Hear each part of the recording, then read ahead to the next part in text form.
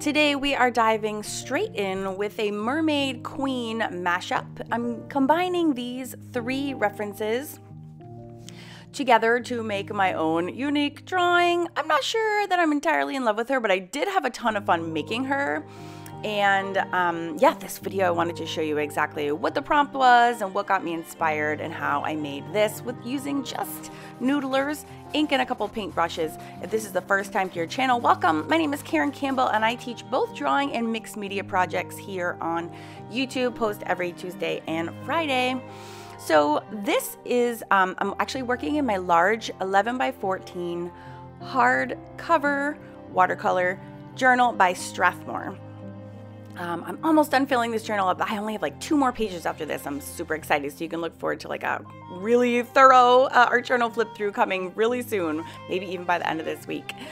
So this project I'm doing with my friend Jenny Mano. She has her own prompts for Inktober. She calls it Gentober, quite appropriately. And so she asked if I wanted to do one of the prompts for her. She knows how busy I am and that I can't possibly do Inktober, which is basically doing a drawing a day for the whole month of October, 31 prompts in ink, and there's no way. My book just launched on Tuesday, and I've been like so busy getting that out into the world. And if you haven't checked it out, it's How to Draw and Find Your Style, just released literally on Tuesday on Amazon. So I'm very excited about that. So, but yeah, all of a sudden this is due tomorrow, and she has her own spin on Inktober where she does 31 days again of prompts. But her prompts this year are all mermaids combined with another, you know, cool prompt to get you started. So this one for today is Queen. So I didn't think it was going to be that hard because Queen is cool, obviously mashes together very well with mermaid, but but I had time constraints. My kids are home. I was actually filming this while they were up and like wandering around the studio, and like my 11-year-old son was like chatting with me and messing around with my inks right next to me. So it was a totally different creating experience that I normally do. I never art at home when my kids are home, ever. It's usually quite a creativity killer because I'm always like momming off in the, you know, part of my head is always momming even when I'm not doing anything. And so it was super weird to like be half engaged with them and half engaged with this, which is why I got started off, I'm pretty sure, to like such a bumpy start. Her head and neck is like going in the complete opposite direction. What? So I'm trying to, you can see, I'm trying to like make sense of all these references. I actually only had 2, and then I added 1 because I needed help with like the body positioning. So I do think it's super helpful when you're drawing to always, oh, you can see I tilted her head like a full on 45 degrees. It's super helpful to draw with references, and doing these mashup prompts, like Jenny always has these in her Facebook group, and I'll link to it below as well as with mine. But what's so fun is that, you know, when you're just creating by yourself, and I am always filming but alone in my studio, it's the inspiration is only as good as my own thoughts. So when you start introducing another person and their ideas and outside references that you don't have influence over, it really like challenges you to take your art to the next level, because you don't have control, again, of what is coming at you. So you kind of just have to make do. But I love this kind of challenge. I think it's super helpful. It helps push me. It definitely, and I think that's the whole point of October anyways, is like, it's daily practice. It's thinking outside the box. It's like pushing yourself, making you be creative even when you may not feel like being creative. And it just pushes you further and further to be a better, more successful artist. So this is a huge art journal that is 22 inches down. So it's absolutely enormous. So my first thought was to use this ink because it is Inktober. Was to use it. I'm doing a little demo for my son there. You can see how lush these Noodlers inks. I grabbed this purple when I was in Vancouver on vacation, and it's just the most lush. And these are like high-end fountain pen inks. That's what Noodlers is. This is like not craft grade. This is not dye base. A lot of the paint pen markers that are on, like the brush tip markers that are on the marker by like Jane Davenport and Arteza. Those are fun, but they're all dye based, so they fade, and I do not want to be doing art journal like masterpieces with this ink that's gonna fade. That makes me super sad when I create these like full books of drawings and paintings, and I do like full-blown works of art in my art journals. The thought of them like being faded when I open it in 20 years makes me like want to cry, because I'm gonna be handing these down to my grandchildren and like my kids, and even if they never crack it, just in case somebody actually wants to open that someday, like my great-granddaughter, because I have 3 boys, and like I just have these visions of like having a granddaughter someday and her opening them and being like, look at grandma was, or you know, great-grandma was amazing, and having these things faded, that is like horrifying to me. So in the past year or so, I've been really strict about which products I'm using anywhere, and so I've completely stopped using products that are not lightfast. I just feel like, come on guys, we need to have like some sort of like minimum requirement, especially when we're working so hard on our projects. So these Noodler inks are amazing, and they are totally lightfast, and they're like luscious.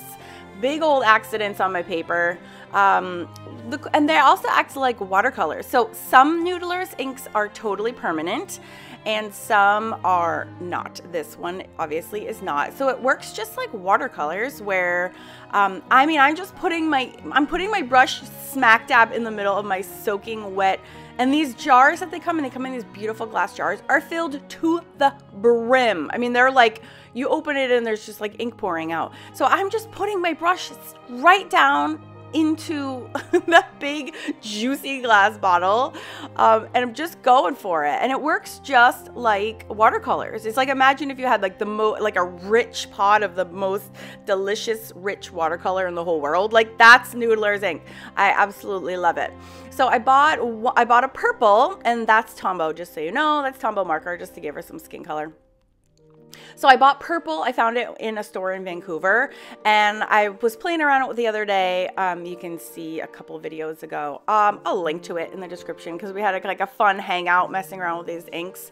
So I got the purple, and I didn't know what it looked like. I just bought it sight unseen, because it was just so freaking luscious and amazing. So immediately after playing with that, I ordered turquoise, and this is like a cactus green. Fantastic colors, and those are the only colors I'm working with. Those are the colors I own, so those are the only choices that I have. But then I did go online and I ordered Massachusetts, 54th Massachusetts, because I'm from Massachusetts, and even though I live in North Carolina now, and it's this really awesome like blue-black. That's the purple that you can see me working with. That's straight out the bottle. So obviously these are water soluble, so as soon as you see me at the water, you'll see a wash of different colors. So the 54th Massachusetts color is a permanent color, which I didn't know when I ordered it, but that's all right. Like, I'm like an equal opportunity art user, except for non-lightfast items. And so my challenge to myself when I was doing this was to use all 4 colors like in some way. So as you can see, I have the green for her dress, and that's pulled from Jenny's mermaid reference, which I love that she's wearing like a gown that morphs into a mermaid tail. Like, that's really yummy.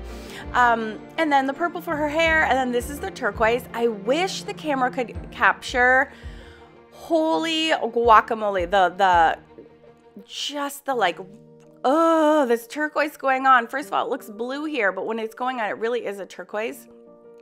It is like heaven on your paper. Just the most luscious, rich, gorgeous color I've ever seen. And so all of them on the paper together, just, oh, like, I can't even take the awesome goodness. So I was under a bit of a time constraint with this. So I'm not, and my kids are all around. I planned to post this on YouTube, like, listening, and like I was just gonna actually unedit it, but my microphone cut out like in the first 10 minutes. So you're getting the time-lapse version, but hopefully you're capturing enough of how I made this to happen. So I kind of have to hurry up. I was gonna watch a Peaky Blinders with my husband. Again, my kids are all around, so it's kind of hurrying. So I just grabbed like a really fat gel pen. That's Uniball Signo pen, and it's like it's a really yummy 1mm nib. It's so yummy. And what I love about this pen is that you can really just like scribble scrabble all day long, which is exactly what what I did. And it gets darker and darker and darker the more like pressure you apply and the more time you go over the lines. So you can really, like, I had so much fun just scribble scrabbling all over her. As you can see, I just like took my time and went crazy. You can see I'm like jabbering away in the microphone, which is not, I think I had the receiver piece in my pocket and I think I clicked the power so that it went off. Oh, so many lessons learned. YouTubing is harder than you'd think it is. It's a lot of moving parts. So I'm just going at it with her with the Tombow markers. So Tombow markers, if you don't know what those are, these are water soluble markers. That's what that is as well. So you can use them dry, but you can also add water and they will sort of melt or activate, whatever the word is you want to use to describe that. And so you can get them to blend into the paper. All right, so now I'm going in. I vowed again that I would use all the colors of Noodlers that I have. So this is that, you can see it's that blue-black 54th Massachusetts color.